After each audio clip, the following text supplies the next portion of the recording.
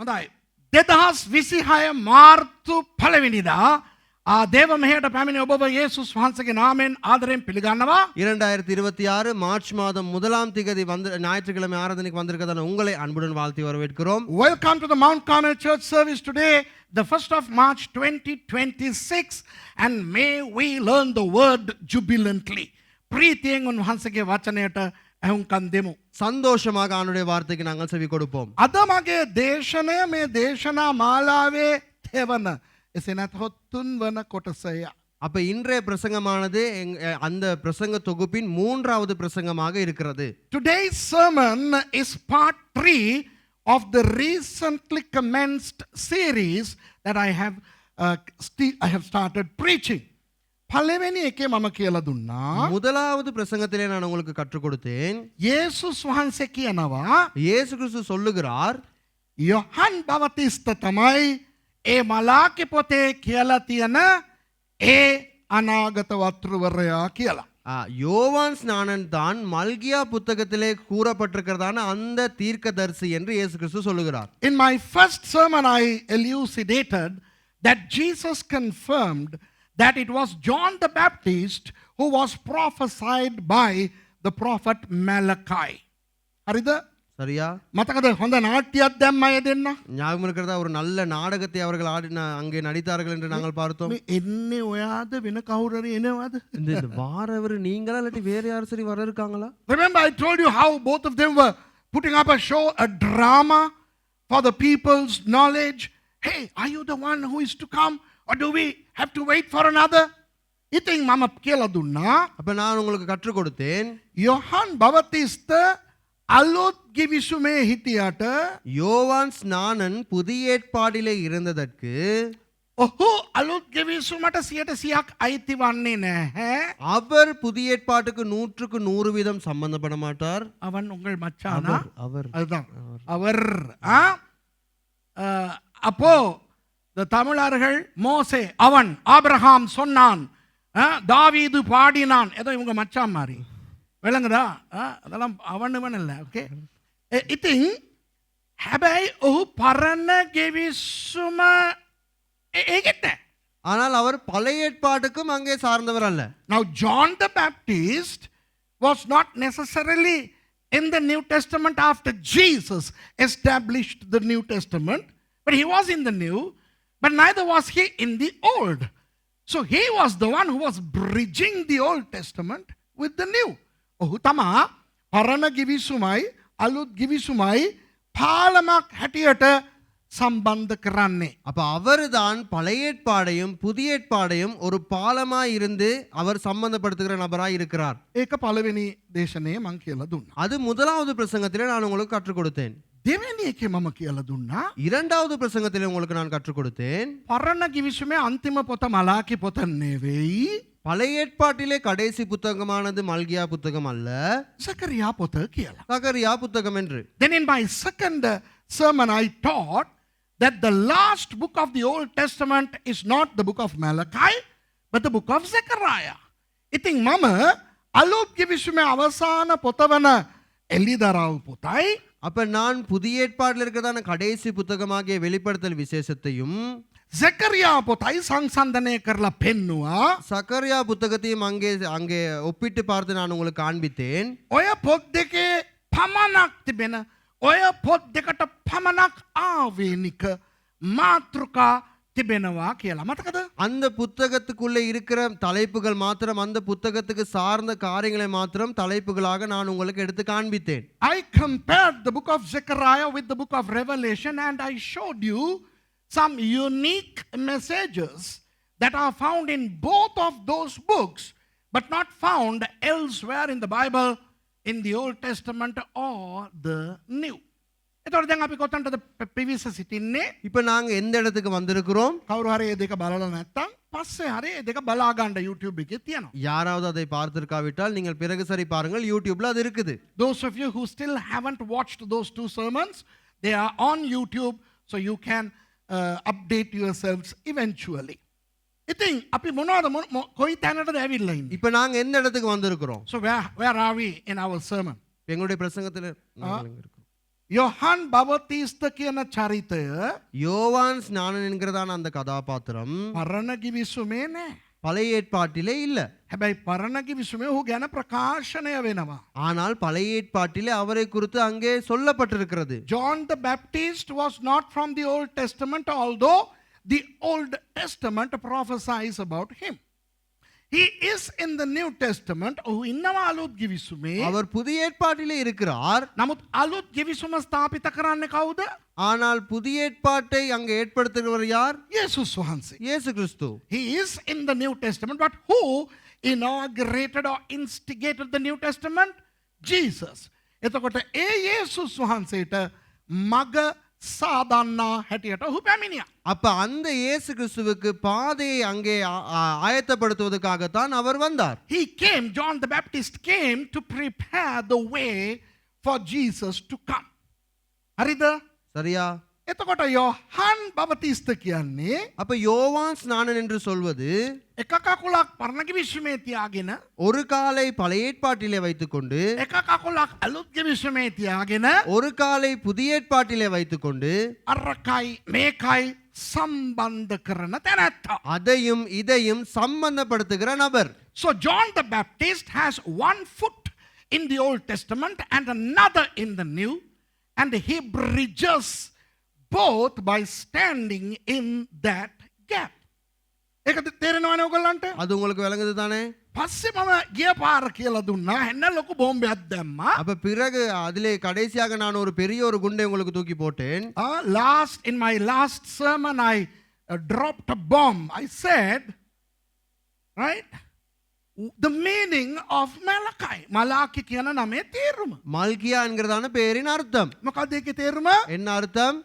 මාගේ දූතයා නැතහොත් මාගේ පණිවුඩකාරයා. என்னுடைய தூதன் அல்லாவிட்டால் என்னுடைய තූදන්. என்னுடைய தூதன். My angel or my messenger, to be precise, my messenger. එතකොට මලාකි 3 එක කියනවා அப்ப மல்கியா 3:1 சொல்கிறது මෙන්න මාගේ දූතයා එවමි කියලා. ඔහු මට පෙරටුව මාර්ගය පහදන්නේය කියලා. Malachi chapter 3 and verse 1 says, Behold, I will send my messenger, and he shall prepare the way before me. இதோ நான் என் தூதனை அனுப்புகிறேன், அவன் எனக்கு முன்பாக வழியை ஆயத்தம் பண்ணுவான். දැන් බලන්න මෙතන இப்ப பாருங்க இந்த இடத்துல මාගේ දූතයාව මම යවන්නෙමි එවන්නෙමි කියලා කියනවනේ. என்னுடைய தூதனை நான் அனுப்புகிறேன் என்று சொல்கிறார் தானே? කවුරු ගැනද කියන්නේ? யாரை குறித்து சொல்லுகிறார்? I will send my messenger. Who does it speak about? John the Baptist. Yohan බවතිස්ත ගැන. யோவான் ஸ்நானனை குறித்து. එතකොට හැමෝම දැන් හයියෙන් කියන්න. அப்ப எல்லாரும் சத்தமா சொல்லுங்க. කවුද මම මගේ දූතයාව යවන්න කියලා කියන ඒ දූතයා කවුද? Wonderful. யார் என்னுடைய தூதனை நான் அனுப்புவேன் என்று சொல்லுகிற அந்த நபர் யார் அந்த தூதன்? Yohan Snanan. Who is the messenger? The book of Malachi says that I will send my messenger, John the Baptist. Malachi කියන නමේ තේරුම මොකක්ද? மல்கியா என்கிறதான பெயரின் அர்த்தம் என்ன? මාගේ දූතයා. என்னுடைய தூதன். What is the meaning of the name Malachi? My messenger. Which means Malachi and John the Baptist are same in their names. Malachi සහ යොහන් බවතිස්ත ඔවුන්ගේ නම් වලින් එකයි. அப்ப மல்கியாவும் யோவான் ஸ்நானனும் அவர்களுடைய பேரின் அடிப்படையில் அவர்கள் ஒருவராய் இருக்கிறார்கள். එහෙමනම් அப்படி என்றால் යොහන් බවතිස්ත ගැන දැනගන්න නම් யோவான் ஸ்நானனை குறித்து நாங்கள் அறிந்து கொள்ள வேண்டும் என்றால் මලාකි පොත බලන්න ඕනේ. மல்கியா புத்தகத்தை நாங்கள் பார்க்க வேண்டும். මලාකි පොත ගැන දැනගන්න ඕන නම් மல்கியா புத்தகத்தை குறித்து நாங்கள் தெரிந்து கொள்ள வேண்டும் என்றால் යොහන් බවතිස්ත ගැන බලන්න ඕනේ. யோவான் ஸ்நானனை குறித்து நாங்கள் பார்க்க வேண்டும். Okay? விளங்குதா? So if we are to learn about John the Baptist, we need to investigate the book of Malachi. And if we want to understand the book of Malachi, we need to look at the life and the message of John the Baptist. තේරෙනවද? விளங்குதா? ඒ මලාකි කියන චරිතය නැතහොත් ඒ ග්‍රන්ථය සහ அந்த அந்த மல்கியா என்கிறதான அந்த கதாபாத்திரம் அல்லாவிட்டால் அந்த புத்தகம் යොහන් බවතිස්ත නැමැති ඒ චරිතය සහ ඔහුගේ පණිවිඩය සමග සංසන්දනය කරලා බලන්න ඕන. அப்ப யோவான் ஸ்நானன் என்கிறதான அந்த கதாபாத்திரத்தோடு நாங்கள் அங்கே சமானப்படுத்தி பார்க்க வேண்டும், So ஒப்பிட்டு பார்க்க வேண்டும். we need to compare the book and the message of Malachi with the life and the message of John the Baptist. හරිද? මලාකිගේ අම්මා තාත්තා කවුද කියලා අපි දන්නේ නැහැ. மல்கியானுடைய அம்மா அப்பா யார் என்று எங்களுக்கு தெரியாது. යොහන්ගේ අම්මා තාත්තා කවුද කියලා අපි දන්නවා. யோவான் ஸ்நானனுடைய அங்கே அப்பா அம்மா யார் என்று எங்களுக்கு தெரியும். හැබැයි මෙහෙම දෙයක් කියන්න. ஆனால் இப்படி ஒரு காரியத்தை சொல்கிறேன். Now we don't know the mother and father of Malachi, but we know the mother and father of John the Baptist. Who were the parents of John the Baptist? Yohan බවතිස්තගේ දෙමාපියන් කවුද? யோவான் ஸ்நானனுடைய அம்மா அப்பா யாரு? සකරියා සහ Elizabeth. Zechariah. Zechariah and Elizabeth, right? Zakariya மற்றும் Elizabeth. සකරියාගේ වෘත්තිය කුමක්ද? சக்கரியாவுடைய தொழில் என்ன? What was Zechariah? A priest. පූජකවරේ.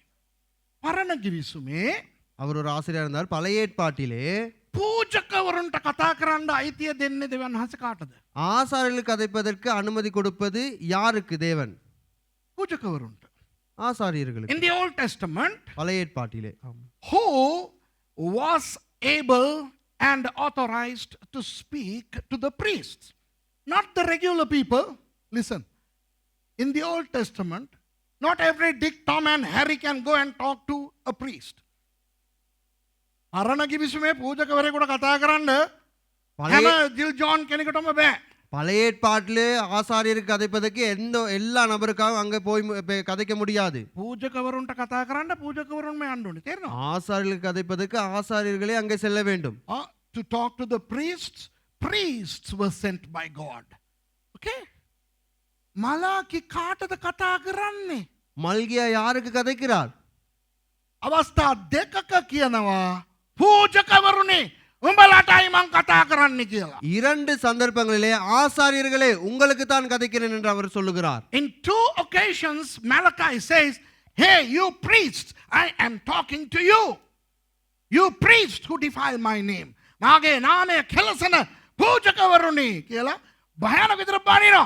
என்னுடைய நாமத்தை வீணாக பயன்படுத்துகிற ஆசாரிகள் என்று அங்கே திட்டுகிறார். පූජකවරුන්ට බණින්න පූජකවරුන්ට විතරයි ආධිපත්‍ය තිබුණේ පරණ කිවිසුමේ. ஒரு ஆசாரியருக்கு அங்கே திட்டுவதற்கு இன்னொரு ஆசாரியருக்கு மாத்திரமே அந்த அதிகாரம் இருந்தது பழைய ஏற்பாட்டிலே. Only a priest could be vituperatively addressing a priest, and that tells me that Malachi must have been a priest.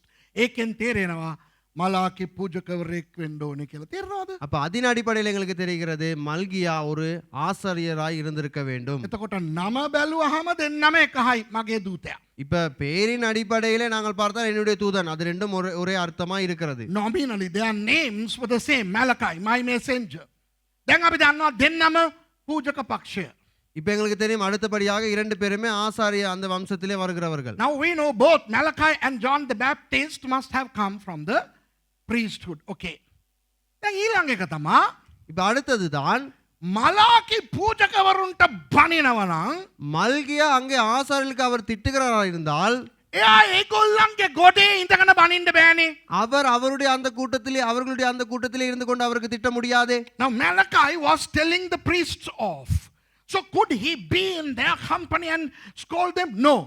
He has to disagree with their ways of life and come out of them and then tell them off.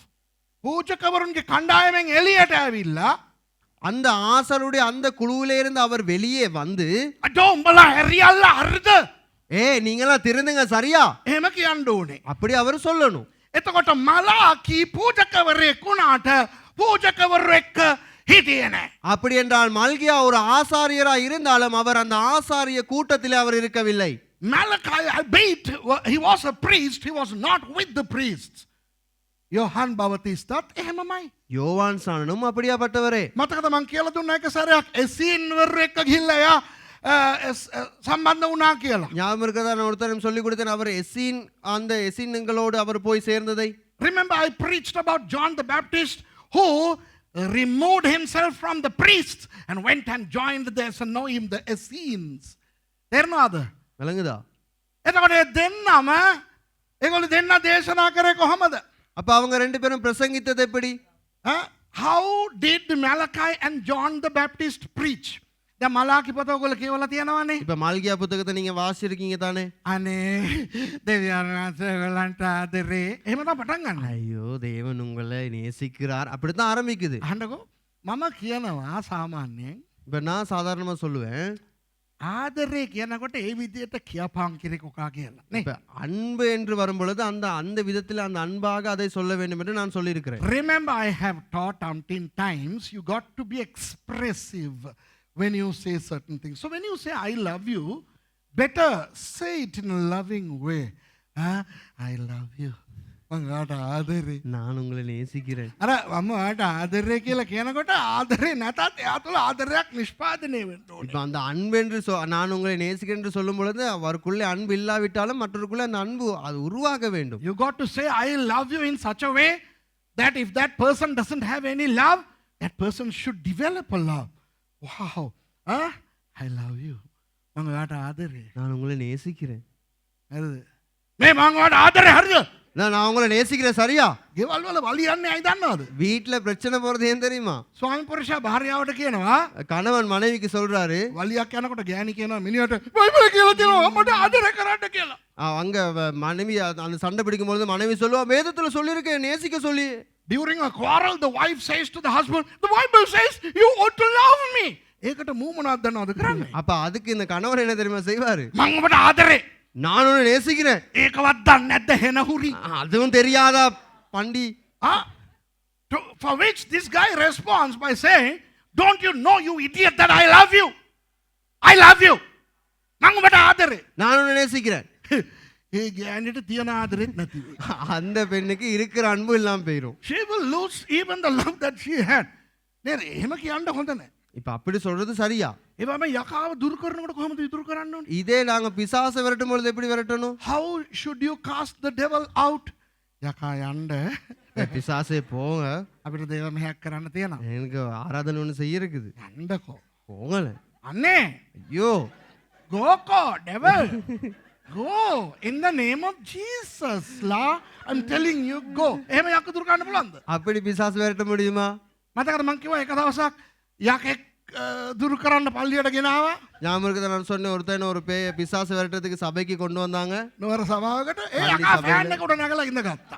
அந்த சபை அந்த பிசாசு stand மேல ஏறி நின்னுட்டு இருக்குது. Remember I told you a story, real incident that happened in Kandy.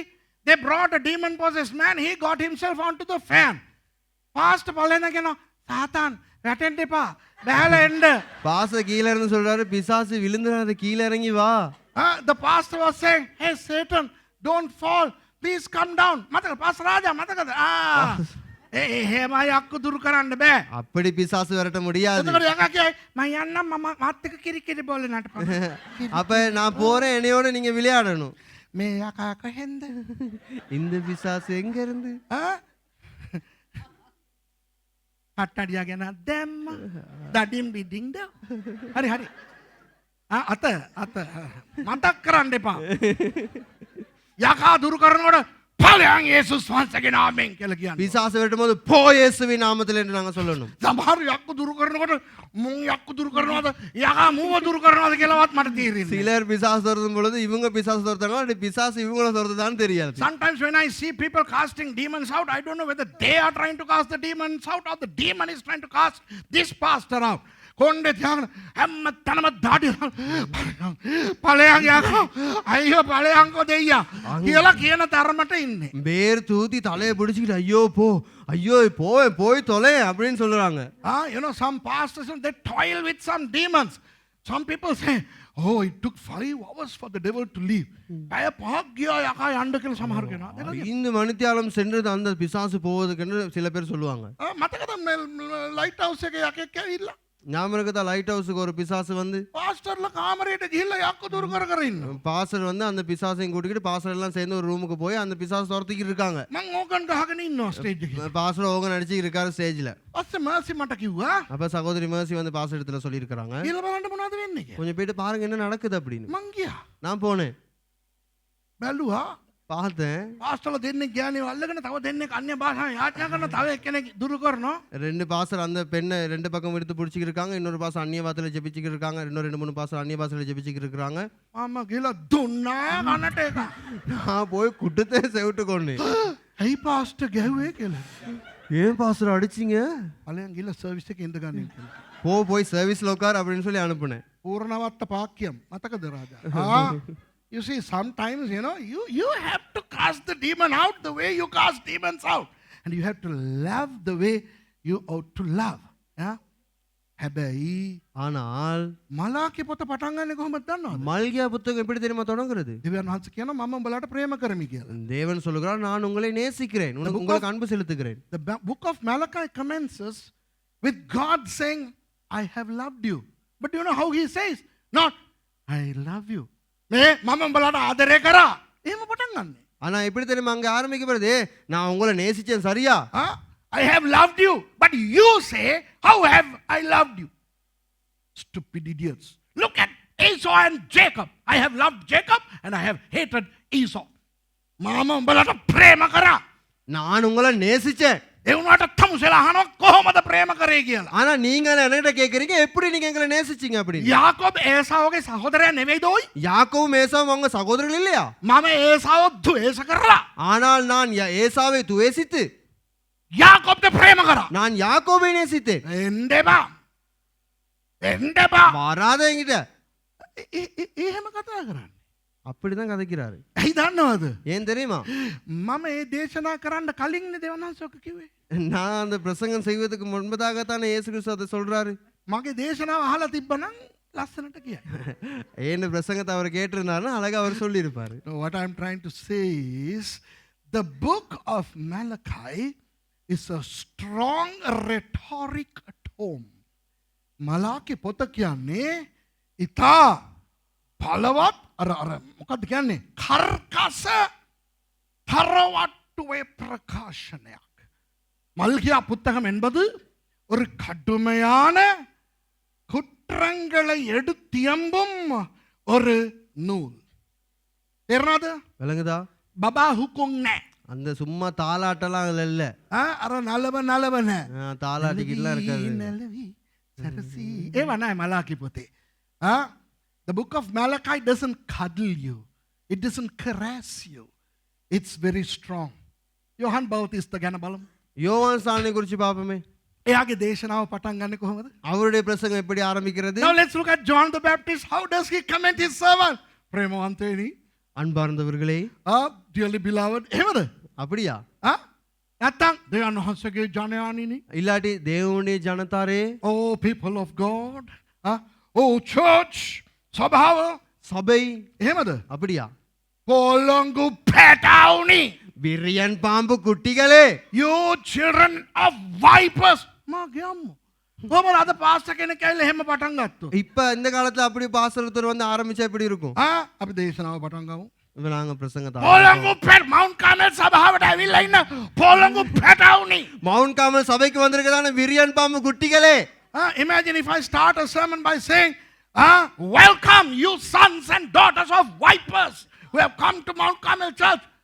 Next Sunday you will be in another church. ලබන ඉරිදා වෙන පල්ලියකට. அடுத்த ஞாயிற்றுக்கிழமை வேறொரு சபைக்கு போயிருப்பீங்க එනවා මං කියන්නේ යොහන් බෞතිස්ත එහෙම තමයි. එයා නලවගෙන ආවේ නෑ. விலங்கு நான் சொல்றது யோவான் சாணனும் இப்படித்தான் அவரை தாளாட்டிட்டுலாம் இருக்கல එයා කිව්වේ නෑ அவர் சொல்லவில்லை මේ කවුරු හරි පසුතැවිලි වුණා නම් இப்ப யாராவது இந்த மனம் திரும்பினா නම ගිහිල්ලා මගේ ගෝලයාට දෙන්න නම என்னுடைய சீஷன் இடத்துல போய் உங்களோட பேரை கொடுங்க ඊළඟ බෞතිස්මේදී බෞතිස්ම දෙන්නම්. அடுத்த ஞானஸ்தானத்துல உங்களுக்கு ஞானஸ்தானம் நான் கொடுக்குறேன் அப்படின்னு சொல்லி John the Baptist didn't say, those of you who want to repent, give your names to my disciple, and the next available option, I will baptize you. එතකොට යොහන් බෞතිස්ත ගාවට ඇවිල්ලා அப்ப யோவான் ஸ்நான இடத்துல வந்து යොහන් තුමනි யோவான் ஸ்நானனே මේ මගේ අක්කා ආවේ නෑ. என்னுடைய அக்கா வரல අක්කයි මයි දෙන්නම එකට ඊළඟ සැරේ බෞතිස්ම ගන්නද? அப்ப நானும் அக்காவும் அடுத்த முறை ஒரு 2 பேரும் ஒன்னாவே ஞானஸ்தானம் பெற்றுக்கொள்ளவா Nobody came to John the Baptist and say, sir, I repented, but my brother didn't come today. Is it okay if my brother also repents and both of us getting baptized? මගේ අම්මා අදාවේ නෑ. என்னுடைய அம்மா இன்னைக்கு வரல.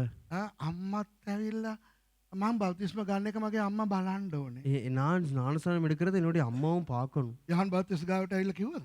யோவான் ஸ்நானத்தில் வந்து சொன்னாங்களா? Did anybody come and say, John the Baptist, my mother needs to see me baptized? ඊයේ ගියානේ මල්ලිගේ බෞතිස්ම බලන්න. ඊයේද? අවදද? ඉවරයිද? ඉවරයි. බැලුවද බෞතිස්? බැලුවේ නෑ. ඒ වුණාට බෞතිස්ම ගත්තානේ. යෝහන් බෞතිස්ම කිව්වේ. யோவான் ஸ்நானம் என்ன சொன்னார்? බෞතිස්ම ගනි. ஞானஸ்நானம் எடு. ගන්නවද කිව්වේ නෑ. ගන්නවද කියලා ඇහුවේ. எடுக்கிறியான்னு கேட்கல. He didn't say anybody wants to receive baptism. No, if you want to go to heaven, come and I will dip you. Warring. බෞතිස්ම ගනි. මගේ දේන හරියට මලාකි තමයි. வா ஞானஸ்நானம் எடு. சரியா மல்கியா மாதிரியே தான்.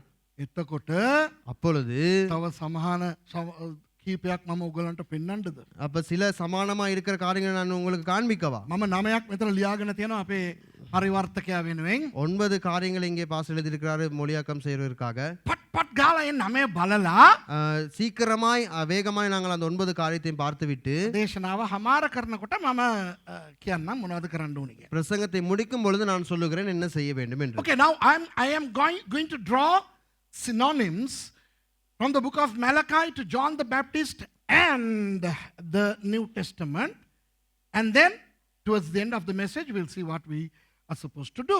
Then මෙහෙමයි. මලාකි පොත යොහන් බවතිස්තත් එක්ක සංසන්දනය කරගෙන இப்ப மல்கியா புத்தகத்தை யோவான் ஸ்நானனோடு அங்கே நாங்கள் ஒப்பிட்டு பார்ப்பதோடு යොහන් බවතිස්තනේ යේසුස් වහන්සේටයි අලුත් ගිවිසුමටයි මග සලස්වන්නේ. இப்ப யோவான் ஸ்நானன் தானே இயேசு கிறிஸ்துவுக்கும் புதிய ஏற்பாட்டுக்கும் அந்த வார்த்தை அங்கே ஆயத்தப்படுத்த வந்தவர் பாதையை.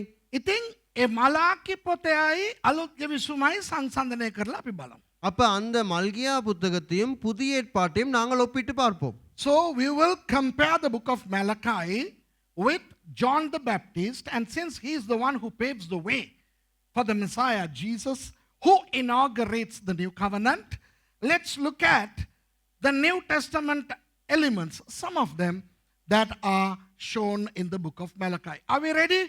ලෑස්තිද? ஆயத்தமா? හරි පාස මහේෂ් ඔයත් කියවන්න ඕනේ. අපි අර මම කියපු එකෙන්ම පටන් ගමු. அப்ப நாங்க அந்த சொன்னதுல இருந்து நாங்க ஆரம்பிப்போம். So let's start. Malachi 3:1 again. Malachi 3:1 කියනවා මතෙව් 11:10ට පෙරලා ගන්න පාස මහේෂ්. මාක් 1:2ත් කියවන්න ඕනේ. මතෙව් 11:10යි මාක් 1:2යි. So Matthew 11 verse 10 and Mark 1 and 2. So let's first read Malachi 3:1. මෙන්න මාගේ දූතයා එවමි. ඔහු මට පෙරටුව මාර්ගය පහදන්නේය. එවිට නුඹලා සොයන ස්වාමීන් වහන්සේ. අර ඒ ටික ඕනේ නැහැ. ඒක ඊළඟට කරමුකෝ. இதோ நான் என் தூதனை அனுப்புகிறேன், அவன் எனக்கு முன்பாக போய் போதும். வழியை ஆயத்தம் பண்ணுவான். Right, okay. Behold, I will send my messenger, and he shall prepare the way before me. Okay. Matthew 11:10 කියවන්න. මෙන්න මම මාගේ දූතයා ඔබට පෙරටුව යවමි. ඔහු නුඹ ඉදිරියේ නුඹේ මාර්ගය සාදන්නේ යයි ලියා තිබෙන්නේ මොහු ගැනය. Aha. Matthew 11 verse 10. For this is he of whom it is written, Behold, I send my messenger before thy face, which shall prepare their way before thee. மத்தேயு 11:10. அது எப்படிவெனில், இதோ நான் என் தூதனை உமக்கு முன்பாக அனுப்புகிறேன், அவன் உமக்கு முன்பே போய் உமது வழியை ஆயத்தம் பண்ணுவான் என்று எழுதிய வாக்கியத்தால் குறிக்கப்பட்டவன் இவன் தான். යේසුස් වහන්සේ කියනවා இயேசு கிறிஸ்து சொல்லுகிறார், අර මලාකි 3:1 එන පුද්ගලයා யோஹான் பவතිஸ்த කියලා. அந்த மல்கியா 3ஆம் அதிகாரம் 1ஆம் வசனத்திலே வருகிறதான நபர் இந்த யோவான் ஸ்நானன் என்று சொல்லுகிறார். Jesus confirms that Malachi 3:1 predicts the coming of this person who happens to be John the Baptist. හරි. දැන් ඒක ඉතුරු ලූක් 22:20 කියවන්න. லூக்கா 22:20 வாசிப்போம். Let's read Luke chapter 22 verse 20. ඕක තමයි දෙවෙනි එක. இதுதான் இரண்டாவது. සිංහලෙන් තියනවා පළවෙනි එක බැලුවානේ.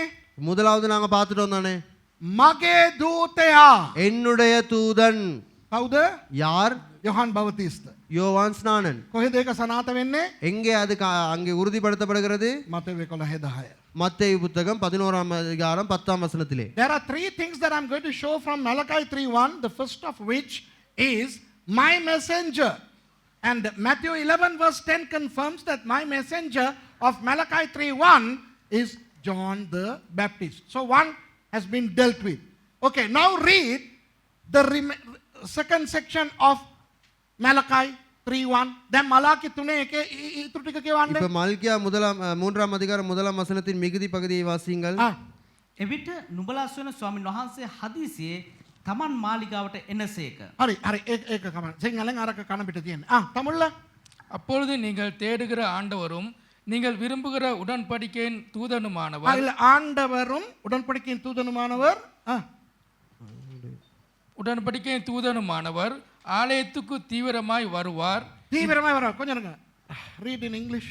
And the Lord whom ye seek shall suddenly come to his temple, even the messenger of the covenant whom ye delight in. මට තියෙන ප්‍රශ්නේ මොනවද දන්නවද? எனக்கு இருக்கிற பிரச்சனை என்ன தெரியுமா? You want to know why I am a little bit perturbed here? These translations, they just speak upside down. මේ ග්‍රීක වලින් කියවන එකයි හීබ්‍රු වලින් කියවන එකයි මලාකි 3:1 හෙබ්‍රේව වල තියෙන පිළිවෙලට නෙවෙයි අපේ පරිවර්තනයේ තියෙන. இப்ப மல்கியா 3ஆம் அதிகாரம் 1ஆம் வசனம் எபிரேய மொழியில இருக்கிறதான அந்த முறைமையின்படி அல்ல எங்களுடைய மொழியாக்கத்தில் இருக்கிறது. හරි හරි ඕගොල්ලන්ට තියෙන විදියටම කතා කරමු. දෙවෙනි එක මොනවද? இப்ப உங்களிடத்தில் அந்த வார்த்தை வேதத்தில் இருக்கிற விதத்திலே நாங்கள் பார்ப்போம். இரண்டாவது காரியம் என்ன? නුඹලා සොයන ස්වාමීන් වහන්සේ හදිසියෙන් මාලිගාවට එන කතන්දරේ. right? හරිද? நீங்கள் தேடுகிறதான ஆண்டவர் சீக்கிரமாய் அங்கே தீவிரமாய் ஆலயத்துக்கு வருகிற அந்த காரியத்தை தான் காண்பிக்கிறார். Yeah, read that bit. And the Lord whom ye seek shall suddenly come to his temple. Right, okay. Okay, ඒක කතා කරමු අපි. இப்ப அதை நாங்க கதைப்போம். ඔබ සොයන ස්වාමින් වහන්සේ நீங்கள் தேடுகிற ஆண்டவர் හදිසියෙන් தீவிரமாய் මාලිගාවට එයි. ஆலயத்துக்கு வருவார். Okay? Listen to this. Interesting. I'm going to show you something very interesting. The Lord who you seek shall come how? Suddenly. Suddenly to the temple. දැන් මට ඔයගොල්ලෝ කියන්න இப்ப எனக்கு நீங்க சொல்லுங்க, මිනිස්සු පරණ කිවිසුමේ හොයාගෙන ඉන්න ස්වාමීන් වහන්සේ කවුද? இப்ப பழைய ஏற்பாட்டிலே அங்கே தேடிக்கொண்டிருக்க அந்த ஜனங்கள் தேடிக்கொண்டிருக்கிறதான தேவன் யார்? මෙෂියස් වහන්සේ. மேசியா. Who were the people of the Old Testament anticipating to come? The Messiah. No, not Jesus. The Messiah. We know him as Jesus. They don't know. For them, it's the Messiah. අපිනේ යේසුස් කියලා දන්නේ. இப்ப எங்களுக்கு தானே இயேசு கிறிஸ்து என்று தெரியும். ඒගොල්ලන්ට කවුද? அவர்களுக்கு யார்? මේසියස් එනවා. மேசியா வருவார். දේව මාලිගාවට ඕනම කෙනෙක් එන්නේ කොහොමද? தேவ ஆலயத்துக்கு வேண்டிய ஒரு நபர் வருவது எப்படி? පූජකවරයා වෙන්න පුළුවන්. ஆசாரியராய் இருக்கலாம். උත්තම පූජකවරයා වෙන්න පුළුවන්. அங்கே பிரதான ஆசாரியராய் இருக்கலாம். පූජා දෙන එකා වෙන්න පුළුවන්. அங்கே பலிகளை செலுத்துகிறவராய் இருக்கலாம். උගේ ගෑණි වෙන්න පුළුවන්. அவருடைய மனைவியாய் இருக்கலாம். මොකා වුණත් දේව මාලිගාවට එන්නේ කොහොමද? யாரா இருந்தாலும் தேவ ஆலயத்துக்கு வருவது எப்படி? සූදානම් වෙලා ஆயத்தப்பட்டு ලෑස්ති වෙලා அவர்கள் அங்கே அவர்களை ஆயத்தப்படுத்திக் கொண்டு තමන්ව පිරිසිදු කරගෙන தங்களை பரிசுத்தப்படுத்திக் கொண்டு ගානට වෙලාවට පිවිසෙන්න. சரியாக நேரத்துக்கு அவர்கள் வருவார்கள். You know, in the temple, when people come to temple, be it the high priest, the other priests, the people who offer sacrifices, their family members, visitors, whoever, they come by preparing to come, by getting ready to come, and they come, in an orderly manner. මොකද ඕනම වෙලාවකට ඒගොල්ලෝ යන්න බෑ නේ. ஏனென்றால் அவங்க வேண்டிய விருப்பமான நேரத்தில் அவங்களுக்கு அங்க போக முடியாது. You can't just go to the temple whenever you want. It has to be a temple day, Shabbat day. So A Shabbat දවස වෙන්න ඕනේ. அது ஒரு சபத் நாளா இருக்க வேண்டும். මතකද අලුත් කිවිසුමේ පේත්‍රෝස් යෝහන් දේව මාලිගාවට ගියා. මතකද? ක්‍රියාපොතේ ஞாபகம் இருக்கிறதா? பேதுரும் யோவானும் அங்கே ආලයத்துக்கு போனார். ஆலயத்துக்கு போனார்கள் புதிய ஏற்பாட்டிலே. ක්‍රියාපොතේ. அப்போஸ்தலர் புத்தகத்திலே. කවදද ගියේ? எப்ப போனாங்க? Shabbat davase. சபத் நாளிலே. Remember, Peter and John went to the temple in the book of Acts. When did they go? On a Tuesday? No. When? Saturday. Shabbat day. කවුරුත් දේව මාලිගාවට හදිසියේ යන්නේ. யாருமே தேவாலயத்துக்கு சீக்கிரமா போகணும் அப்படின்னு சொல்லி போக மாட்டாங்க. திடீரென திடீர்னு போக மாட்டாங்க. தீவிரமாய். தீவிரமாய். Nobody goes to the temple hastily or suddenly. Do you understand? Hello මං කියලා දෙන්න යන්නේ. இப்ப நான் உங்களுக்கு கற்றுக் கொடுக்க தான் சொல்லி கொடுக்க தான் போறேன். ඉතින් ඔයගොල්ලෝ හදිසියේ නිදා ගන්න එපා. அதனால நீங்க திடீர்னு தூங்க வேணாம். Since I'm going to teach you something, don't sleep suddenly. Our people sleep suddenly. අපේ මිනිස්සු එහෙමනේ නේ. අහන්න. இப்ப கேளுங்க. එහෙම යන්නේ නැහැ. அப்படி போவதில்லை. හැබැයි මලාකි 3:1 කියනවා ஆனால் மல்கியா 3:1 சொல்லுகிறது, උඹලා බලාපොරොත්තු වෙන උඹලගේ මේෂියස් වහන්සේ ස්වාමීන් වහන්සේ அந்த நீங்க எதிர்பார்த்து கொண்டிருக்கீங்களே அந்த மேசியா உங்களுடைய அந்த கர்த்தர் හදිසියෙම දේව මාලිගාවට එයි කියලා. திடீரென தீவிரமாய் அவர் சபைக்கு ஆலயத்துக்கு வருவார் என்று சொல்லப்படுகிறது. The book of Malachi in 3:1 says, the Lord you expect, the Messiah you expect, he will come to the temple hastily or suddenly.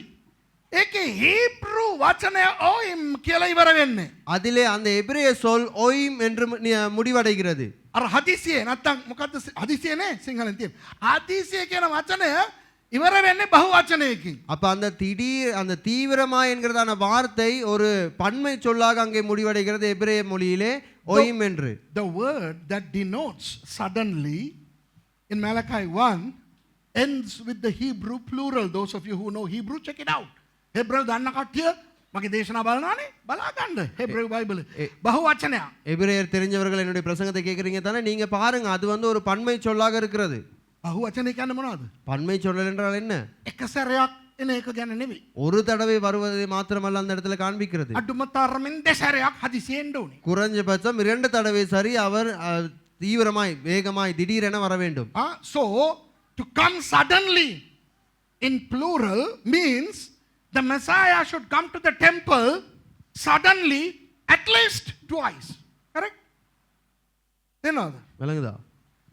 අපේ යේසුස් වහන්සේ සාමාන්‍යයෙන් දේව මාලිගාවට ගියා. எங்களுடைய இயேசு கிறிஸ்து சாதாரணமாக தேவாலயத்துக்கு சென்றார். Jesus usually went to the temple when? During feasts and festivals. මංගල්‍ය දවස්වල. அந்த பண்டிகை நாட்களிலே அவர் போனார். හැබැයි ஆனால் අවස්ථා දෙකක හදිසියම පැන්නා. 2 சந்தர்ப்பங்களிலே திடீரென அவர் போனார். பாய்ந்தார். But twice he randomly came to the temple. මතකද? ஞாபகம் இருக்கிறதா? කියවන්නකෝ. මතෙව් 21 12 ඉඳලා කියවන්න. Matthew 21 verse 12 and 13. மத்தேயு 21ஆம் அதிகாரம் 12ஆம் வசனம் 13ஆம் வசனத்தை வாசியுங்கள். And Jesus went into the temple of God and cast out all them that sold and bought in the temple, and overthrew the tables of the money changers and the seats of them that sold doves. And he said unto them, it is written, my house shall be called the house of prayer, but ye have made it a den of thieves. යේසුස් වහන්සේ දේව මාලිගාවට ඇතුළ මාලිගාවේ විකුණමින්ද මිලයට ගනිමින්ද සිටි සියලු දෙනා පිටතට එළවා මිල මාරුකන්ගේ මේසේද පරිවියන් විකුණන්ගේ ආසනද පෙරලා දමා මාගේ ගෘහය යාඥා ගෘහයක්ය කියනු ලබන්නේ යයි ලියා තිබේ. නමුත් නුඹලා ඒක සොරුන්ගේ ගුහාවක් කරති ඔවුන්ට කීසේක. வாசிக்க. இயேசு தேவாலயத்தில் பிரவேசித்து ஆலயத்திலே விற்கிறவர்களும் கொள்கிறவர்களுமாகிய யாவரையும் வெளியே துரத்தி காசுக்காருடைய பலகைகளையும் புறா விற்கிறவர்களே ஆசனங்களையும் கவிழ்த்து என்னுடைய வீடு ஜெப வீடு என்னப்படும் என்று எழுதியிருக்கிறது, நீங்களோ அதை கல்லர் குகையாக்கினீர்கள் என்றார். හරි මේක අහන්නකෝ. இத கேளுங்களேன். යේසුස් වහන්සේ ඕක කරේ කවදද? இயேசு கிறிஸ்து இதை செய்தது எப்பொழுது? අර හෝසන්නා කියලා ආවේ. அந்த ஒசன்னா என்று சொல்லிக் கொண்டு வந்தார்களே, ඒකට පස්සේ එදා. அதுக்கு பின்பு அன்றைய நாளிலே. When did Jesus do it? Jesus did it on the day when Jesus entered Jerusalem. හරිද? මතේ උපතේ කියවලා බලන්න. மத்தேயு புத்தகத்தை நீங்கள் வாசித்து பாருங்கள். දැන් හෝසන්නා සීන් එක දාගෙන යේසුස් වහන්සේ ආපු දවස කොයි දවසද? இப்போ ஓசானா அந்த காரியத்தை செய்து கொண்டு இயேசு கிறிஸ்து வந்தது எந்த நாள்? அந்த நாள் என்ன? What was the day in which Jesus entered Jerusalem on a colt? අර මම බූරුවා කොටලුවා කියලා මං ඉගැන්නුවා නේද? அப்ப அந்த கழுதை அந்த යේසුவின் கடைசி வாரம் இயேசுவின் கடைசி வாரம் என்கிறதான அந்த பிரசங்கத்தை நான் செய்தேன். උන්වහන්සේගේ සේවය ඉවර වෙන්න යනවා. කුරුසිපත් වෙන්න ඔන්න මෙන්න තියෙද්දි නේ. සතියක් තියෙද්දි. அவருடைய ஊழியம் முடிவடைய போகிற பொழுது அந்த சிலுவையிலே அறைவதற்கு ஒரு கிழமைக்கு முன்பு நடந்த அந்த காரியத்தை தான் நாங்கள் பார்த்தோம். Jesus entered in the last week of his life on earth before crucifixion. Correct? Hosanna. What was the day? දවස මොනවද? என்ன நாள் அது? අනේ අර ගොක්කොල කියලා අපි කියන්නේ ගොක්කොල සඳුදාද? ගොක්කොල බ්‍රහස්පතින්දාද? අනේ කියන්නකෝ. ආ? මොකක්? ඉරිදා. ஞாயிற்றுக்கிழமை. குருத்தோலை திங்களா, குருத்தோலை வியாழனா, குருத்தோலை என்ன? குருத்தோலை ஞாயிறு. ஞாயிறு. So that was a Sunday. அது ஒரு ஞாயிற்றுக்கிழமை. තේනවා ඉරිදා. එතකොට ඉරිදා දවසකට දේවමාලිගාවට එනවා කියන්නේ පනිනවා. அப்ப ஞாயிற்றுக்கிழமை நாளிலே அங்கே தேவாலயத்துக்கு வருவது என்று சொல்வது அங்கே பாய்கிறார். පොඩකින්ද கொஞ்சம் යේසුස් වහන්සේ ඇතුල් වෙනවා ඉරිදා. இப்ப ஞாயிற்றுக்கிழமை அவர் அங்கே பிரவேசிக்கிறார். ஞாயிற்றுக்கிழமை இயேசு கிறிஸ்து. ඊට කලින් දවස සබත් නේදහලු. அதுக்கு முந்தைய நாள் சபத் நாள் தானே? ඒ හරිය යේසුස් වහන්සේ හිටියද? அந்த நாளிலே அந்த இடத்திலே அவர் இருந்தாரா? The day before the Hosanna Sunday was Shabbat. Everybody went to temple. Was Jesus in that vicinity? No. යේසුස් වහන්සේ පලාතේවත් නැහැ. හරිද? இயேசு கிறிஸ்து அந்த இடத்திலே இருக்கல. හරිද? சரியா? ඉරිදා පැන්නා. ஞாயிற்றுக்கிழமை அவர் பாஞ்சாரு. He came on the Sunday. එතකොට ඒක හදිසියෙන් පැමිණෙන එකක් නෙවෙයිද? அப்ப அது திடீரென வருகிற ஒரு சந்தர்ப்பம் இல்லையா? So wasn't it coming suddenly? Because had he come one day earlier, it wouldn't be suddenly. ඒක තව දවසකට කලින් උන්වහන්සේ පැමිණියා නම් அவர் இன்னொரு நாளுக்கு முந்தி அவர் வந்திருந்தால் ඒක හදිසියක් නෙවෙයි. அது திடீரென வருகிற சந்தர்ப்பம் அல்ல. මොකද ඕනම කෙනෙක් එන දවස. ஏனென்றால் யாருமே வருகிற ஒரு நாளா இருக்கிறது. Had he come one day earlier, that would have been a day that anybody would come to the temple.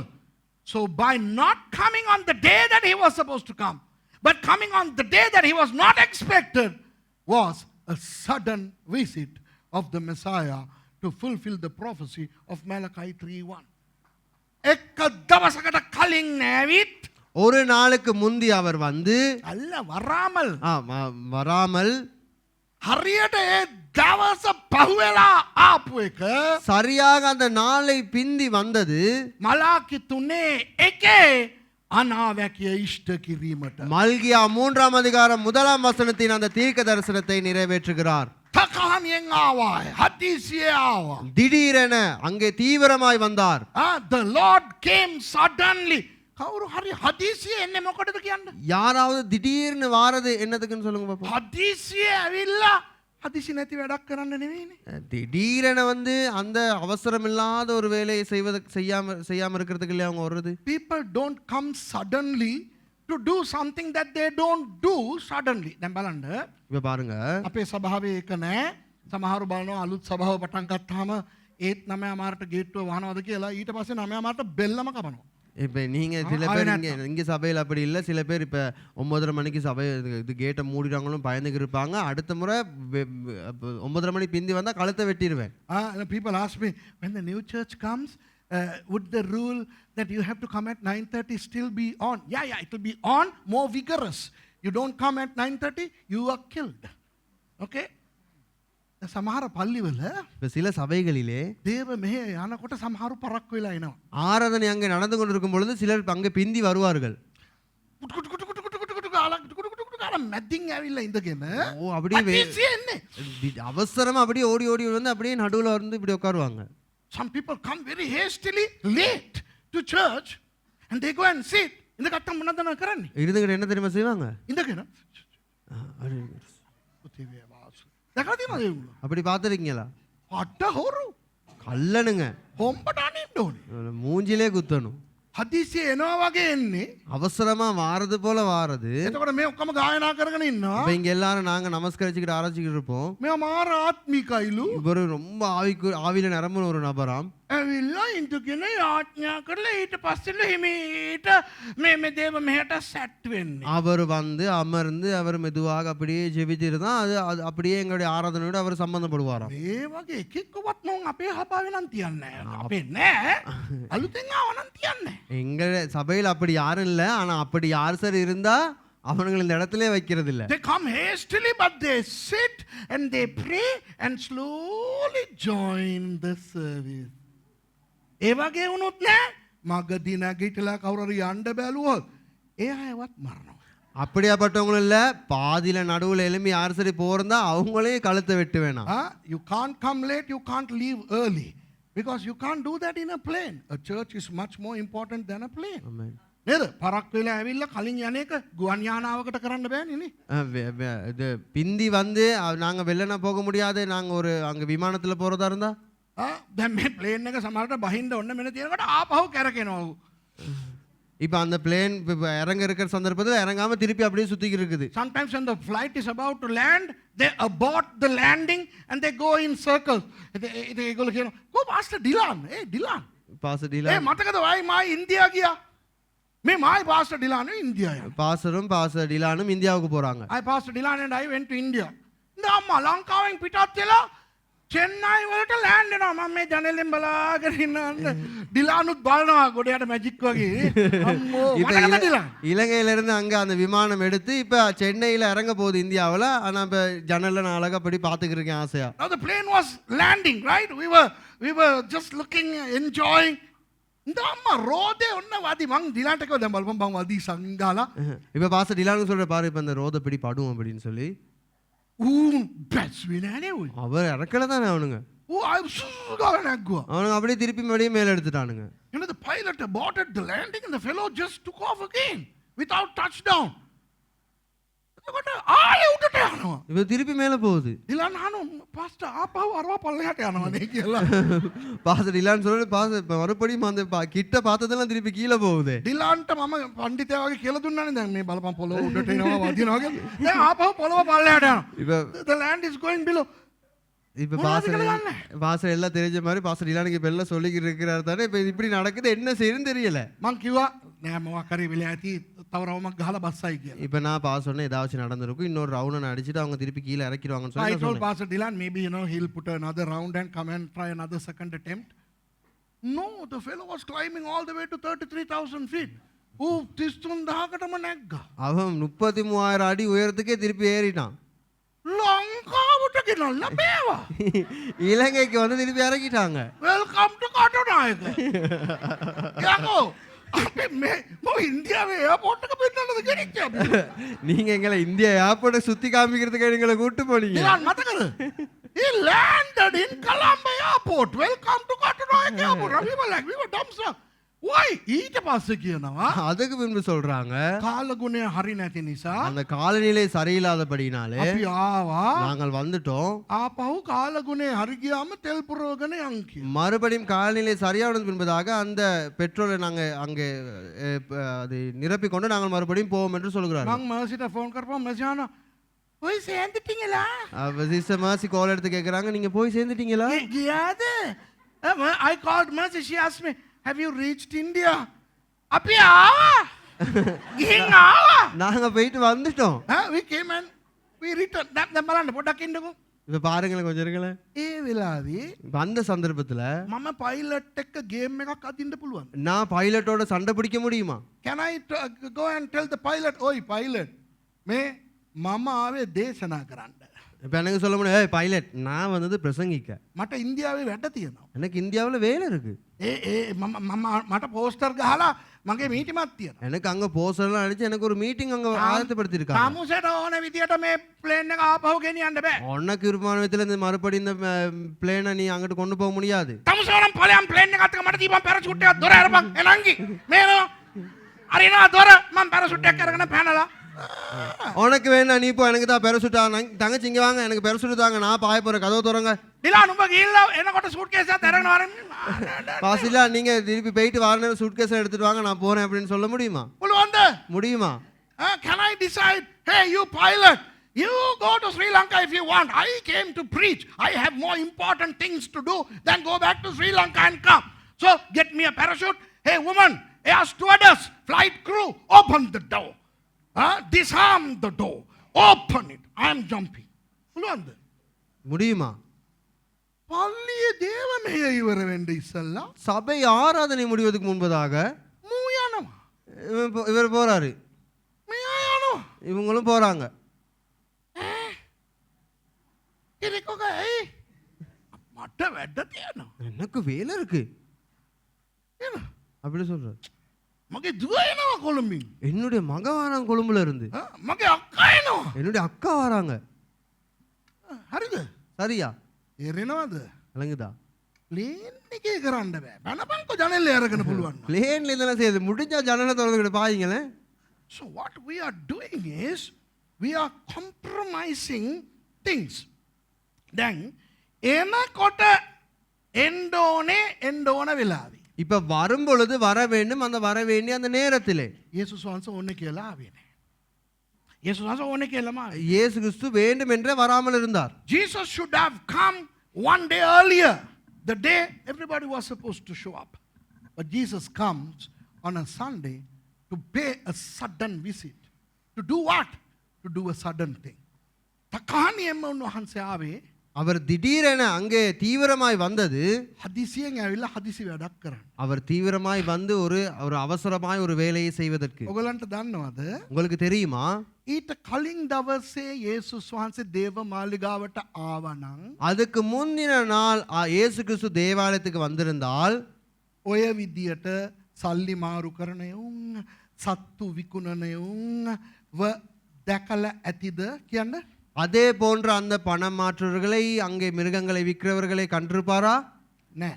இல்லை. Had Jesus come a day earlier on Shabbat, would he have seen the people, the money changers and the sellers? Ado, ආව බලපන්. Would he have seen them? No. Why? Shabbat. Shabbat දවසේ ගනුදෙනු කරන්නේ. சபத் நாளிலே அவர்கள் அங்கே அந்த கணக்கு வழக்கு செய்ய மாட்டார்கள். සබත් දවසේ විකුණන්නේ ගන්න. හරිද? சபத் நாளிலே அவர்கள் வியாபாரம் செய்ய மாட்டார்கள், சாம பொருட்களை வாங்க மாட்டார்கள். හරිද? சரியா? On Shabbat they don't buy or sell. එනිසා යේසුස් වහන්සේ සබත් දවසේ ආවනම් அப்ப இயேசு கிறிஸ்து அந்த சபத் நாளிலே வந்திருந்தால் අද ඕගොල්ලෝ මම අපි ඉන්න විදිය දකිනවා වගේ යේසුස් වහන්සේ දැකලා ඇති. இன்று நானும் நீங்கள் எப்படி இருக்கிறோமோ அதே போலதான் இயேசு கிறிஸ்து அந்த அவர்களை கண்டிருப்பார். අද අපි සුද්ධයි. இன்று நாங்கள் பரிசுத்தமாய் இருக்கிறோம். ඊයේ நேற்று, හෙට நாளைக்கு,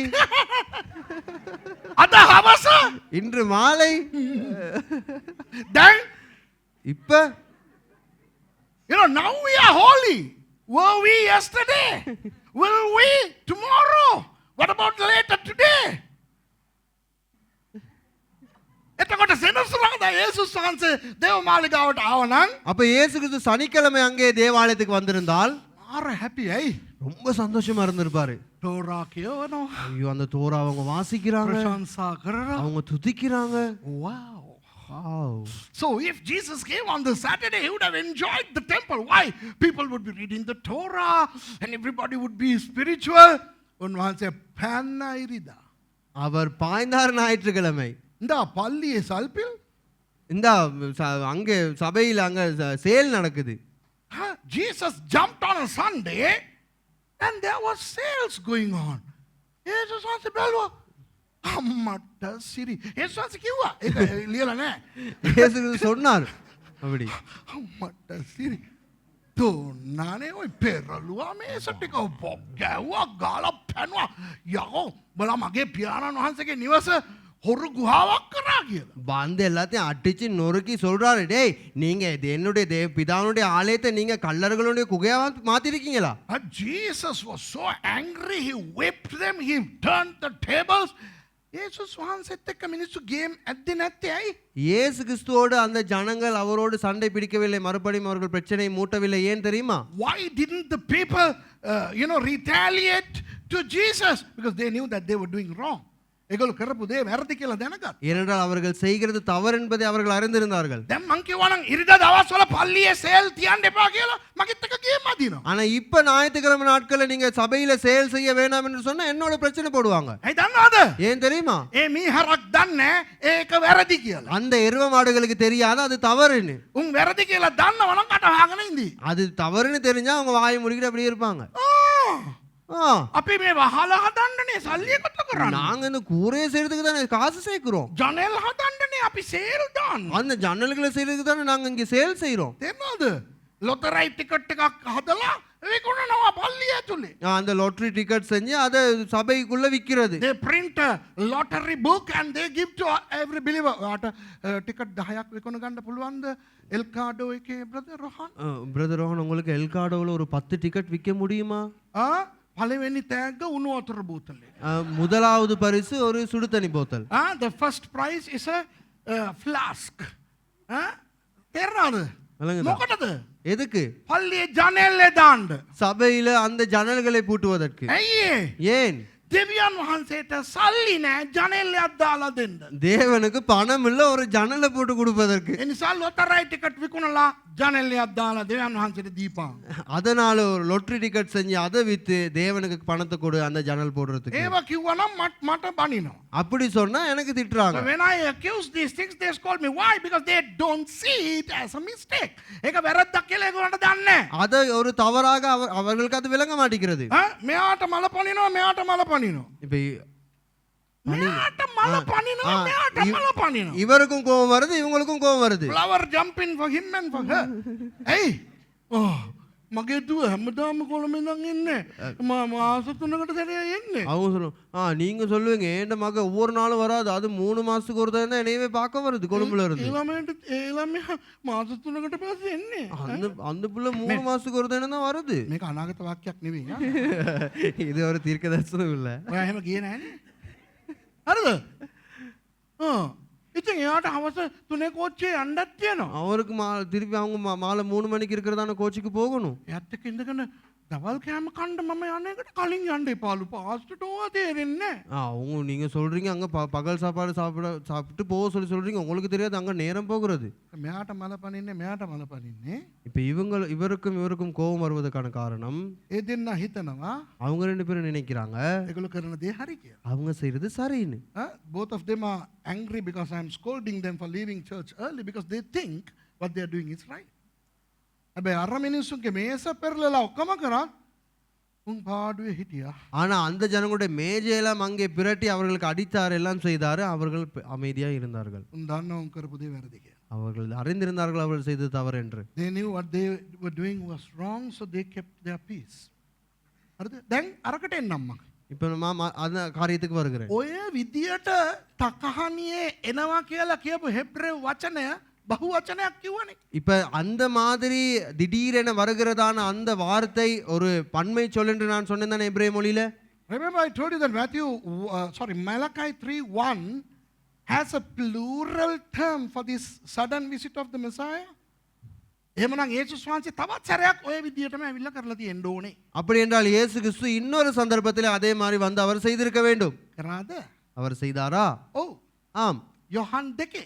யோவான் 2ஆம் Did அதிகாரத்திலே. Jesus do it again? Had he done it again? Yes. In John chapter 2 verses 19. කියවන්න ඕනේ. அதை வாசிக்க தேவையில்லை. 2:19. யோவான் 2:19 வசனம். නැත කියවන්නකෝ 2:19 කියවන්නකෝ. ටක්කන වාසික යෝවාන් 2:19. வாசிங்க. යුදෙවන්ගේ පාසුක්කුව ලංව තිබුණේය. යේසුස් වහන්සේද යෙරුසලමට ගියසේක. එවිට දේවමාලිකාවේ ගවයන් බැටළුවන්න පරවියන් විකුණන්නන්ද මිල මාරු කරන්නන්ද වාඩි වී ඉන්නවා. හරි ඔය සීන් එක යනවා. වාසිංගලේ 13 මොනවද වසන්ත වාසිංග? 2:13.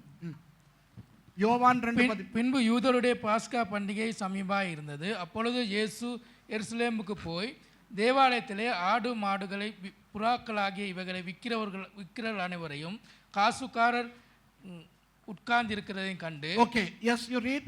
And the Jews' Passover was at hand, and Jesus went up to Jerusalem, and found in the temple those that sold oxen and sheep and doves, and the changers of money sitting. දැන් ආපහු මං කියන්නම් இப்போ மறுபடியும் நான் சொல்லுகிறேன், පාස්කු දවසේ නෙවෙයි.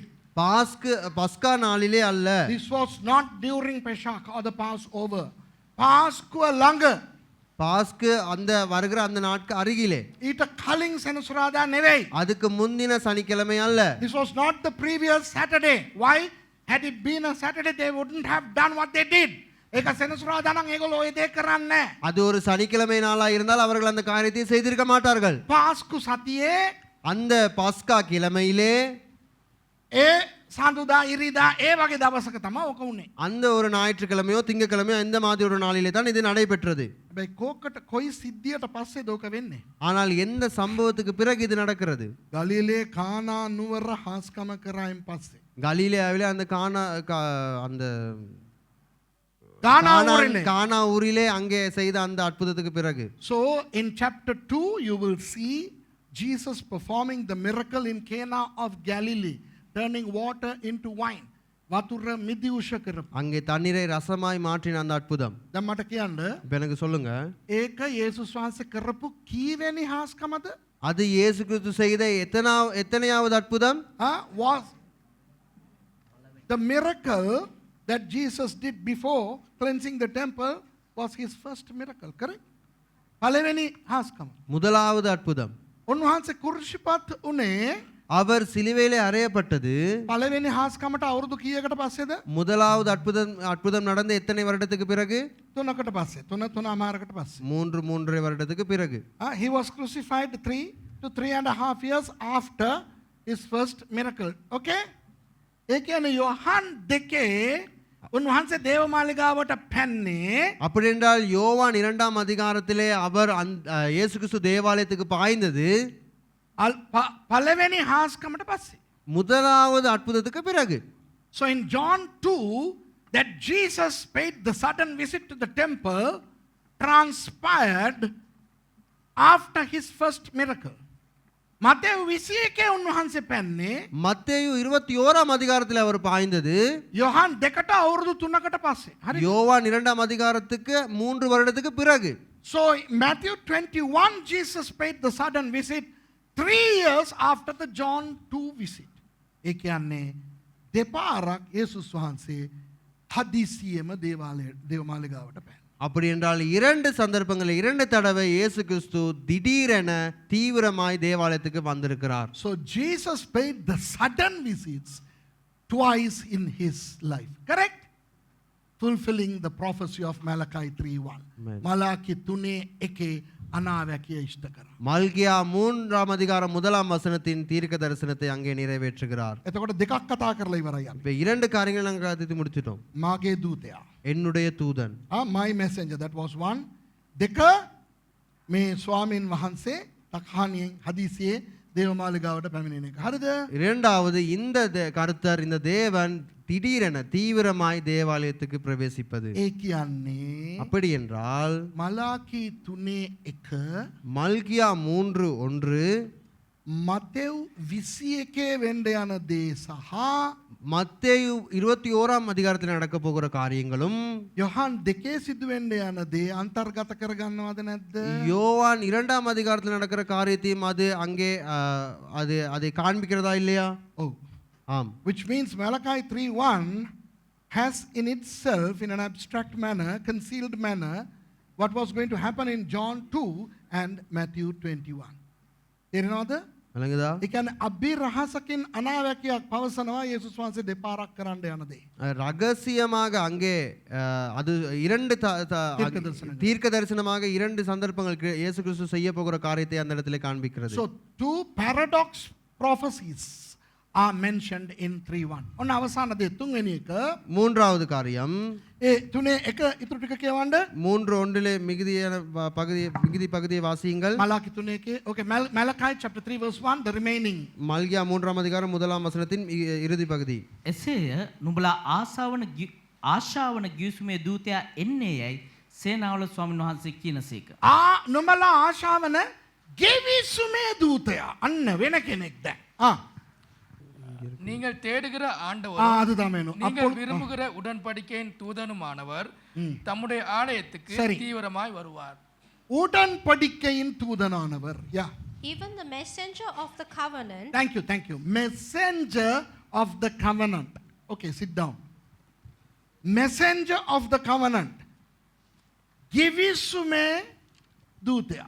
உடன்படிக்கையின் தூதனானவர். මගේ දූතයා එනවා. என்னுடைய தூதன் வருகிறார். එයා කවුද? அவர் யார்? යොහන් බවතිස්ත. யோவான் ஸ்நானன். My messenger will come, that is John the Baptist. givissume දූතයා එනවා. உடன்படிக்கையின் தூதனானவர் வருகிறார். යොහන් බවතිස්ත වෙන්න බෑනේ. யோவான் ஸ்நானனா இருக்க முடியாதே. මොකද එයා තමයි ලූ ஏனென்றால் அவர் தானாம் අර හදිසියෙම දේවමාලිගාවට එන්න යන ස්වාමීන් වහන්සේ. ஏனென்றால் அவர் தானாம் அந்த தீவிரமாய் திடீரென தேவாலயத்துக்கு வரப்போகிறதான கர்த்தர். The angel of covenant, the messenger of covenant, is the one who is going to pay the sudden visit to the temple. So we know who that is. Jesus. යේසුස් වහන්සේ කියලා අපි දන්නවා. இப்ப இயேசு கிறிஸ்து என்று எங்களுக்கு தெரியும். එහෙමනම් ගිවිසුමේ දූතයා කවුද? அப்படி என்றால் உடன்படிக்கையின் தூதன் யார்? යේසුස් වහන්සේ. இயேசு கிறிஸ்து. So the messenger of covenant is Jesus. යේසුස් වහන්සේ රාත්‍රී භෝජනයේදී ඕක කිව්වා. இயேசு கிறிஸ்து அவருடைய அந்த ராபோஜனத்திலே இந்த காரியத்தை அவர் அறிக்கை செய்தார். Jesus said that in the Holy Communion. After supper, භෝජනයෙන් පසුව அங்கே போஜனத்துக்கு பிறகு කුසලානේ රැගෙන பானத்தை எடுத்து මෙය නුඹලා වෙනුවෙන් වැගිරෙන්නා වූ இது உங்களுக்காக சிந்தப்படுகிற අලුත් ගිවිසුමේ රුධිරය. புதிய உடன்படிக்கையினாலான இரத்தம். This is the blood of the new covenant. So what are the things that Malachi 3:1 say? Malachi 3:1 මොනවද කියන්නේ? மல்கியா 3ஆம் அதிகாரம் 1ஆம் வசனம் என்ன சொல்கிறது? යොහන් බවතිස්ත එනවා. யோவான் ஸ்நானன் வருகிறார். John the Baptist comes and he paves the way for the messenger of the covenant, Jesus. යේසුස් වහන්සේ නැමැති ඒ ගිවිසුමේ දූතයානෝ වෙනුවෙන් ඔහු මඟ සාදනවා. அங்கே உடன்படிக்கையின் தூதனாகிய அந்த இயேசு கிறிஸ்துவின் வருகைக்காக அந்த பாதையை ஆயத்தப்படுத்துகிறார். ඒතුමා ඇවිල්ලා அவர் வந்து දේව මාලිගාවට පැනලා හදිසියෙම தேவாலயத்துக்கு திடீரென பாய்ந்து දේව මාලිගාව එකකට දෙපාරක් පවිත්‍ර කරන්න යනවා. தேவாலயத்தை ஒன்றுக்கு 2 தடவை அங்கே பரிசுத்தப்படுத்த So போகிறார். that messenger of the new covenant is going to come not once but twice at least to pay the sudden visit to the temple and purify it. හරිද? දැන් ඊළඟ ඉරිදා ඊටු ටික මම කතා කරන්න යනවා. நான் அடுத்த ஞாயிற்றுக்கிழமை அந்த மிகுதி காரியத்தை நான் கதைக்க போகிறேன். අද ඉවර කරනකොට මම කියන්න ඕනේ මෙන්න මේ ටික. இப்ப நான் இன்று முடிக்கும் பொழுது நான் சொல்ல வேண்டிய காரியம் இதுதான். මේක සාක්කුවේ දාගන්න තුෂාර විදින්න බලාගෙන ඉන්නවා මේකට. இதை பொக்கெட்ல போடுவேன். என்ன பாஸ் துஷார் இதை எடுக்கிறதுக்கு பார்த்துக்கிட்டு இருக்காரு. Let me conclude like this. අපි කොහාටද එන්න යන්නේ දන්නවද ලබන ඉරිදා? இப்ப நாங்க எந்த இடத்துக்கு தெரியுமா வர போறோம் அடுத்த ஞாயிற்றுக்கிழமை? You know where we are going to come next Sunday in this sermon. Malachi පොතේ තියෙන හැම දෙයක්ම மல்கியா புத்தகத்தில் இருக்கிறதான எல்லா காரியங்களும் අලුත් ගිවිසුමට අදාළයි. புதிய ஏற்பாட்டுக்கு உரித்தானது. Everything that the book of Malachi speaks about pertains to the New Testament. ඒ නිසා அதனாலே මේ දේශනා 4 ඉවර වෙනකොට இந்த 4 பிரசங்களும் இந்த பிரசங்க தொகுப்பும் முடியும் பொழுது ඒ දේශනා 4 හරියට අහන එක්කෙනා அந்த 4 பிரசங்களையும் சரியாக செவி கொடுக்கிறவர்கள் கேட்கிறவர்கள் ආය කියන්නේ මලාකි පොතේ තියෙන දේ අනේ ඒක පරණ කිවිසුමේනේ. இனி சொல்ல மாட்டாங்க அந்த மல்கியா புத்தகமானது அது பழைய ஏற்பாட்டுக்கு அது பழைய ஏற்பாட்டில் தானே இருக்குது அப்படி பழைய ஏற்பாட்டில் இருக்குதுன்னு சொல்ல மாட்டாங்க. He or she who listens to all 4 of these sermons sequentially and comprehends it will never say that the things that are in the book of Malachi belong to the Old Testament. දැන් ඒකේ තියෙනවා இப்போ அதுல இருக்குது දික්කසාද කරන්න එපා කියලා. அங்க දික්කසාදේ දවස ද්වේෂ කරනවා කියලා. விவாகரத்து செய்ய வேண்டாம் என்று சொல்லப்படுகிறது. இயேசு கிறிஸ்து அதை துவேசிக்கிறார் என்று சொல்லுகிறது. ඒක මිනිස්සු සමහරව දන්නෙත් නැහැ. அது சில ஜனங்கள் அது தெரியாது. The book of Malachi says God hates divorce. People don't even bother with that. But the tithes අපි දසයෙන් කොටස ගැන කියනවනේ. ஆனால் தசம பாகத்தை குறித்து பேசுகிறது ඒක පරණ කිවිසුමේ. அது பழைய ஏற்பாடு. ඒක පරණ කිවිසුමේ. அது பழைய ஏற்பாடுல இருக்கு. ආලෝක කිවිසුමේ දසයෙන් කොටස නැහැ. பழைய புதிய ஏற்பாடுல தசம பாகம் குறித்து இல்ல. Oh, that the tithes belongs to the Old Testament. It's not in the New Testament. இந்த ලබන ඉරිදා දේශනා අහලා இருங்க அடுத்த ஞாயிற்றுக்கிழமை பிரசங்கத்தையும் கேட்டுட்டு එතකොට අපි තිඟමන එන්න පුළුවන් මලාකි පොතේ තියෙනේවා අපිට අදාළද නැද්ද කියලා. அப்போ ஒரு முடிவுக்குள்ள வரலாம் மல்கியா புத்தகத்தில் இருக்கிறதான காரியங்கள் எங்களுக்கும் சார்ந்த காரியமா இல்லையா But என்பதை. once you complete finishing these four messages, you will know that the book of Malachi is a New Testament book sitting in the Old Testament. ඒකම මම කලින්ම කිව්වේ. அதனால தான் நான் உங்களுக்கு ஆரம்பத்திலேயே சொன்னேன் මලාකි පොත කියන්නේ மல்கியா புத்தகம் என்பது පරණ ගිවිසුමේ තියෙන අලුත් ගිවිසුම් ග්‍රන්ථයක්. பழைய ஏற்பாட்டில் இருக்கிற புதிய ஏற்பாட்டின் ஒரு புத்தகம். දැන් තේරෙනවද මලාකි 3:1 මොනවද අපි දැක්කේ? இப்ப பாத்தீங்க தானே மல்கியா 3ஆம் அதிகாரம் 1ஆம் வசனத்துல என்ன நாங்க பார்த்தோம்னு. ඕගොල්ලෝ මම ඉවරයි. ඕගොල්ලෝ දැන් කියවනකොට මලාකි 3:1 இப்ப நீங்க மல்கியா 3ஆம் அதிகாரம் 1ஆம் வசனத்தை நீங்கள் வாசிக்கும் பொழுது ඇත්ත කියන්න. உண்மையை சொல்லுங்க. අර ගිවිසුමේ දූතයා කියන එක මීටර් උනාද? உடன்படிக்கையின் தூதனாரம் என்பது உங்களுக்கு அங்கே வந்ததா உங்களுடைய தலைக்கு? Did it strike you that it says the messenger of the covenant? No. නේ? இல்ல தானே. නේද? එතකොට අර ආදීසියේ එනවා කියන එක මීටර් උනාද? அப்ப அந்த திடீரென தீவிரமாய் வருகிறார் என்று சொல்கிற காரியம் உங்களுக்கு metre ஆவுனிச்சா? That he will come suddenly. Did it strike you? නේ. இல்லை. අද මට වෙලාවක් ගියා ඕක විතරක් කතා කරන්න. இன்னைக்கு எனக்கு நேரமும் போயிருச்சு அதை மாத்திரம் கதைச்சு. හැබැයි බලන්න කොච්චර ලස්සනට අලුත් ගිවිසුමේ දේවල් දෙවියන් වහන්සේ ඒකේ අන්තර්ගත කරලා තියෙනවා. ஆனால் பாருங்க எவ்வளவு அழகாக அந்த புதிய ஏற்பாட்டின் காரியங்களை அந்த பழைய ஏற்பாட்டில் அந்த புத்தகத்திலே அதை வைத்திருக்கிறார் என்பதை. But see how beautifully God has inserted the New Testament precepts in the Old. ලබන ඉරිදායෙන් මේ මලාකි එක ඉවර කරන්න බලාපොරොත්තු වෙනවා. அடுத்த ஞாயிற்றுக்கிழமை இந்த மல்கியா புத்தகத்தை முடிவுக்குள்ளே கொண்டு வருவதற்கு நான் முயற்சிக்கிறேன். I'm going to complete the book of Malachi next Sunday.